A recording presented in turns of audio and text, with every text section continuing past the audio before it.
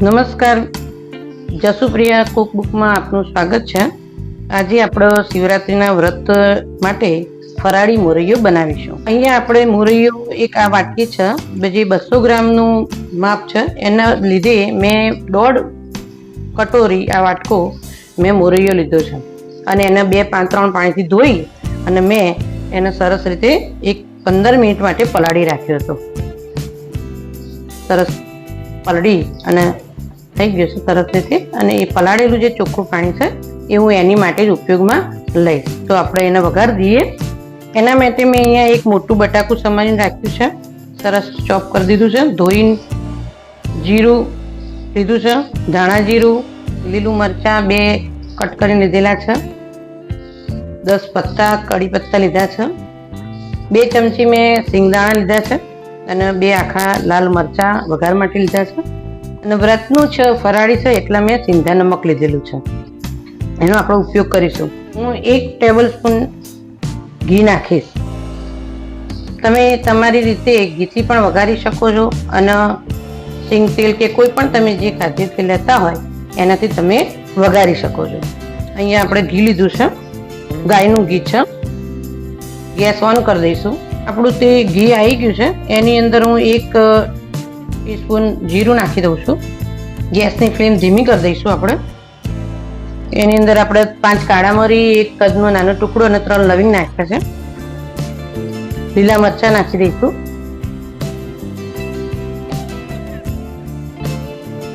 કઢી પત્તા, 2 આખા લાલ મરચાં નાખી દઈશું અને આપણે એને સાંકળી દઈશું સારી રીતે।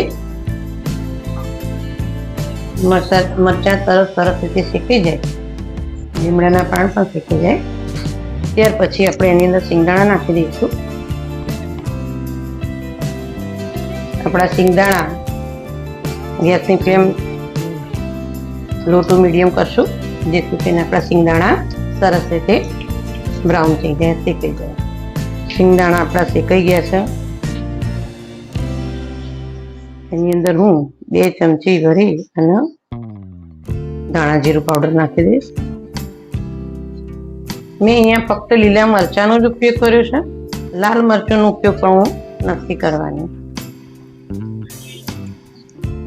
1 બટાકું જે લીધું હતું એ ચોપ કરેલું હતું, એને આપણે અંદર નાખી દઈશું। થોડી વાર માટે બટાકી થોડી ચડી જાય ત્યાં સુધી આપણે એને કૂક કરી દઈશું। તેલમાં સારી રીતે શેકી દઈશું। ઝીણું સમારેલું છે એટલે તરત જ શેકાઈ જશે સરસ રીતે। 1-2 મિનિટ માટે ઢાંકી દઈશું। બટાકી આપણી સરસ થોડી શેકાઈ ગઈ છે, આપણે મોરૈયો અંદર એડ કરી દઈશું। આની અંદર મેં જે 1.5 વાટકી મોરૈયો લીધો હતો એની કક્ષામાં મેં 2 ગ્લાસ ભરીને પાણી લીધેલું છે। જો જૂનો મોરૈયો હોય ઘણી વાર તો એની અંદર અડધો ગ્લાસ બીજું પાણી જોઈએ છે, તો પાછળથી તમે નાખી શકો છો। આની અંદર હું સિંધા નમક નાખી દઉં છું, આપણે 1.5 ચમચી મીઠું નાખીશું, સ્વાદ અનુસાર તમને જે રીતે ખાતા હોય એ રીતે નાખવાનું છે। બસ આપણો મોરૈયો હવે તૈયાર થઈ જશે। આપણે એને ઢાંકી દઈશું, 5 મિનિટ માટે ચોળવવા દઈશું। મોરૈયો જલ્દીથી કૂક થઈ જાય છે। ગેસની ફ્લેમ મીડિયમ ટુ ફાસ્ટ રાખીશું। આપણો મોરૈયો જે કર્યો હતો એ જોઈ લઈએ। 5 મિનિટ થઈ ગઈ છે, 5 થી 7 મિનિટ થઈ છે। મોરૈયો આપણો સરસ રીતે સીજી અને તૈયાર થઈ ગયો છે।